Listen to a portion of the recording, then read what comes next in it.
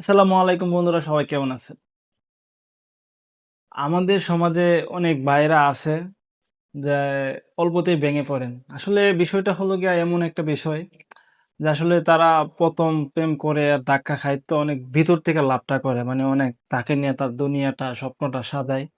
আসলে ওই সাজানোটার ভিতরে মানে কি যে একটা মহব্বত, একটা মায়া কাজ করে। ওই যে ভাই ওই তাকে নিয়ে দুনিয়াটা সাজায়, সেই একমাত্র বলতে পারে যে আসলে আমি তাকে নিয়ে কতটুকু স্বপ্ন দেখছিলাম। আমার দুনিয়ার পুরা দুনিয়াটা একদিকে আর সে একদিকে। এমন একটা স্বপ্ন তাকে নিয়ে সে দেখছে।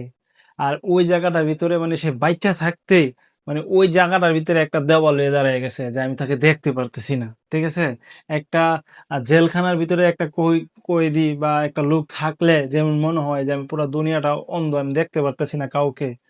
আর সে একটা লোককে দেখতে পারতেছে না মনে হয়, তার জন্য তার দুনিয়াটা পুরাই অন্ধ। এরকম একটা সিচুয়েশন ক্রিয়েট হয় এই জায়গায়।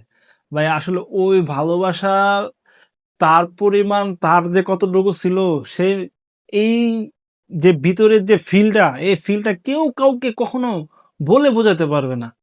এটা একমাত্র তো সে তখনই বুঝবে যখন তার সাথে এটা ঘটবে। তখনই সে রিয়েলাইজ করতে পারবে। কারণ কারোর সমস্যার কথা কাউকে বলে বোঝানো যায় না। ঠিক আছে? একটা বল ৬ মারলে এটা কত কিলোমিটার গেছে যেমন নাপা যায়, আমার দুঃখটা কত কিলোমিটার যাবে এটা নাপা যায় না ভাই। সবার জন্যই সবার দুঃখ অনেক বড়। আমি কারো দুঃখকে ছোট বলতেছি না, কিন্তু সবার জন্যই সবার দুঃখ অনেক বড়। ভাই ওই সিচুয়েশনে যে কি ফিল হয় একমাত্র সেই জানে। কিন্তু ভাই আহ এটা প্রত্যেকটা ছেলের জীবনে আসবে, এটা স্বাভাবিক। এটা হলো কি আপনার চলার পথে একটা পরীক্ষা। এই পরীক্ষাতে আপনি যদি ফেল হইয়া নিজেকে ধ্বংস করে বলেন বা শেষ করে ফেলেন, এটা হবে না। এটার জন্য আপনাকে সামনে অনেক স্ট্রাগল করতে হবে, অনেক শক্তিশালী করতে হবে। এটার দিকে এই এই পরীক্ষার মাধ্যমে নিজেকে আপনি অনেক বড় মজবুত করতে পারবেন এবং অনেক শক্তিশালী করতে পারবেন।